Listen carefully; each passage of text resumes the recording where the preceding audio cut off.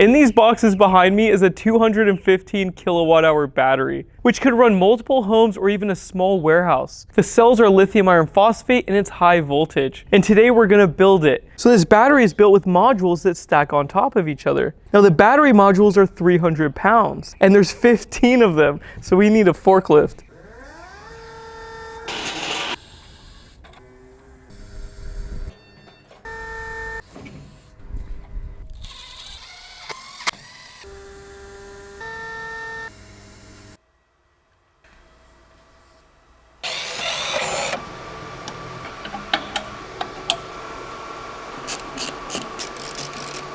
Next step is high voltage, so you have to be very careful. So arc blast mask and 20,000 volt gloves. So the main connections are made, I just need to add the bus bars, but that will create a very high voltage. So this needs to be done perfectly. There are no second chances.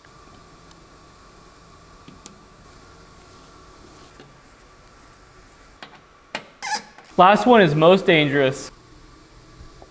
Seems good. Voila, the battery is done. And now we have 768 volts ready to go. Now this is the biggest inverter we've had on the channel and it can output 125,000 watts. And this is the solar charge controller and it can handle 200,000 watts of input. These numbers are crazy. This could run a small warehouse. And this is the transfer switch that goes on top of everything. This system is running off-grid, so I don't really need it, but we're gonna install it anyways. Look at how massive these connections are. This thing's like 200 pounds.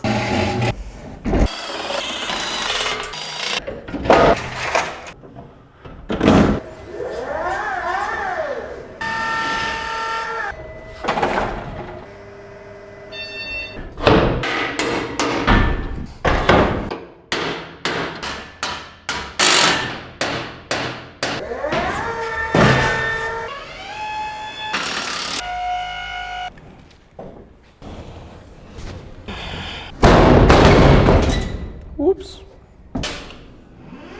It's over halfway on the rails and it's so front heavy it wants to come out still.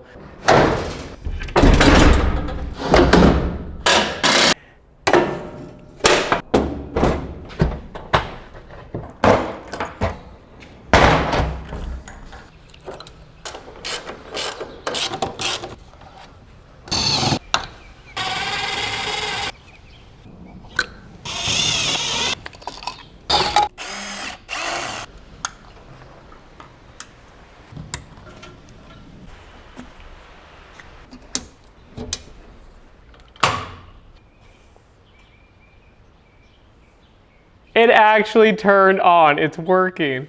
That took like 30 minutes to wire up, that was easy. Now right now the communication with the battery is working, but not with the MPPT. So I'm gonna connect it with the app and see what's going on. Now it's connecting to Wi-Fi. And now it's actually running, do you hear that buzzing?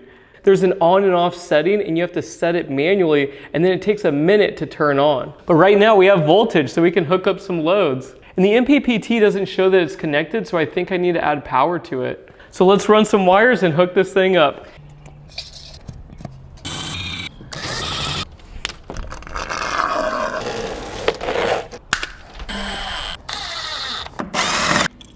This inverter's buzzing is driving me nuts. It is pretty darn loud, you guys. Moment of truth, time to turn it on. It's on! And it shows that it's connected. And now it's charging. We actually have power. It took like 2 minutes for it to start. I do not like this cable management. Where am I supposed to put this? Now the system is finished and we can test it. But first we're gonna go over the names of the major components. So first off, the battery is called the Boss B, and this is manufactured by DEYE. Next up is the inverter and it's called the PCS. And then the module on top of that is called the MPPT. And then the transfer switch is called the STS. This system is running off-grid, so we're only using the solar charge controller and the inverter. Now these modules can be connected in parallel for some serious output, or you can connect multiple Boss B batteries in parallel to a single or multiple inverters. Also, the STS can be connected in parallel, so you could put a whole factory and make it off-grid. So testing this system is difficult because I don't have 200,000 watts of solar panels, and I also don't have a 125,000 watt load. So the first thing we're going to try is a 19,000 watt load on one of 3 phases, because this is a 240 volt 3-phase. And I've never used those inverters before, so let's hook this up and see how it works. Also, this is the largest output EV charger I can find. It does 80 amps at 240 volts. The most a level 2 Tesla charger can do is 48 amps. So yeah, this is the best I've got right now. This charger was a journey to get it to work. It was not fun. So it's charging, but I can't go above 48 amps. So unfortunately, I found out all the Teslas are capped at 48 amps. For me to get the 80 amps, I would have to get a Ford Lightning, which I bought and it broke, an EV Hummer, which I'm not gonna buy, or a Rivian, which again, I'm not interested in any of those vehicles. So not surprisingly, it charged my car and it worked fine. But that was barely a test. It wasn't straining it at all. Even if I got the full output of 80 amps and then I had 3 of those chargers connected, and I was charging all 3 EVs at that rate simultaneously, I would still be at 50% of its output capacity. So I need a new way to test these inverters because this thing is truly massive. EV chargers are just not enough, and I don't have enough EVs to do that. Now I could spend $50,000 and get a level 3 EV charger, and I think I might have to do that. Unless you guys have a better idea down below, please let me know.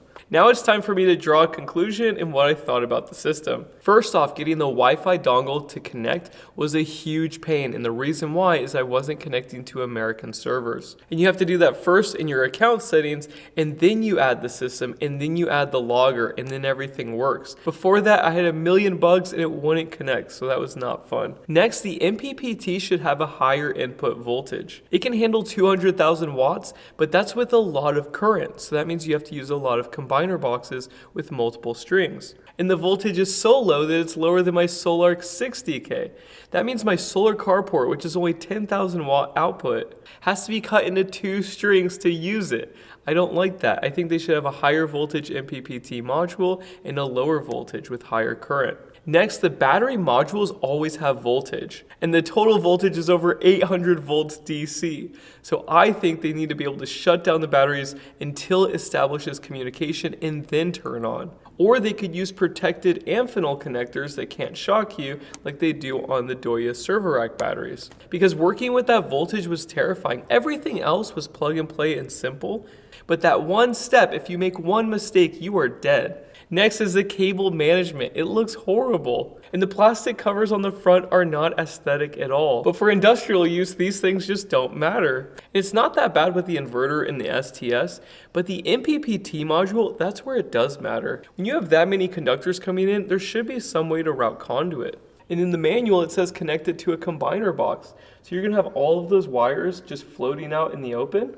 Now, considering the application, I think it was designed for the STS to be wired properly because there's lots of ways to do that and they have holes for doing that and you can put conduit. But the MPPT is just a mess, in my opinion. Another issue I encountered is the black and white photos in the manual made it impossible to know which way the CAN bus cables were supposed to go. So when I first fired up the battery, I got an error code until I noticed that all the cables were not in the right way. But if you download this manual on the internet, they have color photos and you can see which way the cables are going. So I plugged them in the right way and everything worked. But yeah, this thing needs to be color.